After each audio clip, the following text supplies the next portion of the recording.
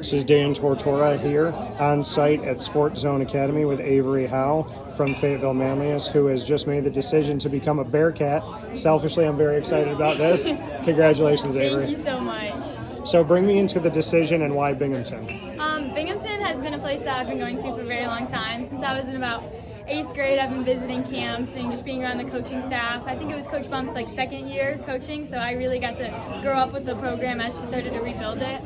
Really felt like a family. I think that what stood out the most is how close the girls were and how much they cared about each other, and that's what really stood out because that's what I was looking for, a family environment where I felt like I was going to be taken care of and just really cared about as a person over an athlete, and that's what those coaches really had to offer. Yeah, and we hear teams all the time talk about family, but what made you believe that it actually is a true family? Because you keep talking about that you felt like you would be taken care of and that it wouldn't just be an athlete. Yeah. So what is it about them that made you feel like there is a real family at Binghamton? I think it's the way that they talk to each other and the way that they talk about themselves. Really, it was a lot of just positive self-talk, and that was really important for me, especially when they talked about the mental side of the game, because that's a really big aspect of our game, especially as collegiate athletes. It's a really intense, of course, taxing on our mental state. So just that level of, hey, we're going to take care of you first as a person, and then we're going to take care of you as an athlete, and we're going to get them both done together. And Coach Bump is coming off of a season where her and her staff had the most wins ever in Binghamton softball history in one season. Just what that means to you, like you said, is she's been building up this program. Now you're going to this program in a place where they have already had a ton of success, more success than they've ever had. Yeah, I think it's really important they're building that culture of just, hey, we're here, we're going to work hard, and we're going to win. And it's awesome going into a program that has those standards and that culture, because it means a lot to me to go into a place where I know I'm going to be respected, but I'm also going to give respect. And it's that mutual understanding of, hey, we're here, we have a purpose, and this is what we're doing. So it's really nice. You got to celebrate this moment with your teammate, longtime friend, Megan Woodridge, who's going to Mississippi State. What was it like, for you to not only have this signing day, but to do it with Megan, just what that means to you? Yeah, it's honestly huge. Me and Megan have grown up together. She's been my best friend since I was really young. So we've trained together, we lifted together. We really have done everything here together, after school, car rides to Sports Zone, all the things. Even playing on Sports Zone when we were younger, and then here at high school. It means a lot because that's just kind of been my person through it all, because this process isn't easy, but having someone that's going through it at the same time has been really nice.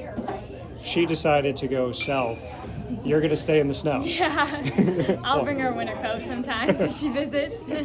Fair enough. So, like you mentioned, Sports Zone Academy and being able to come here. And when we talk about the winter, when you are down south, they can practice outside all year round. But Sports Zone Academy provides the fact that Central New York can now do that whatever the weather is outside. Yeah. So how much has it meant to you to be able to train here and to truly have a 365 place to come so that you can continue to work on your craft?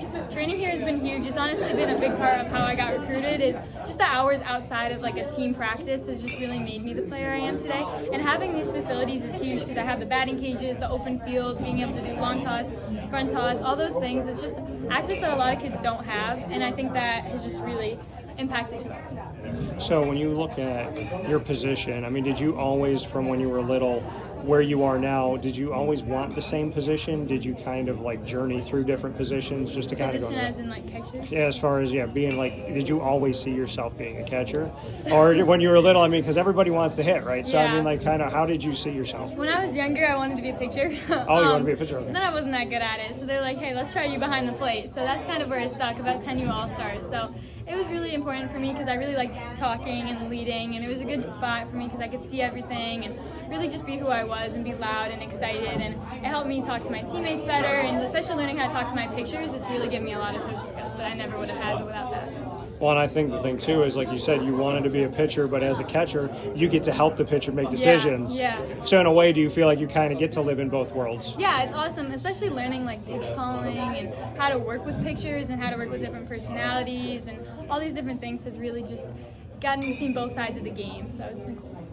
For you, as you step forward, showing that you're a Division I student athlete, you're stepping forward from Central and Upstate New York to be able to do that, what does that say to the student athletes here in Central and Upstate New York about when they have these big dreams of being able to go out and play at the highest level?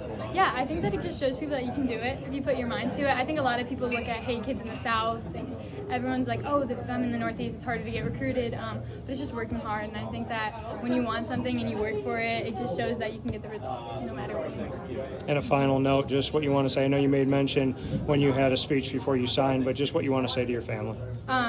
They have been my biggest supporters the whole way through. I could not thank them enough, especially my dad, who just really put all the time and all of his effort into getting me here. Whether it was long car rides or helping me with social media posts, dad advertised myself. It was just, he's always stood up for me and always been there and believed in me. So. Avery, congratulations. You deserve the best. Thank you.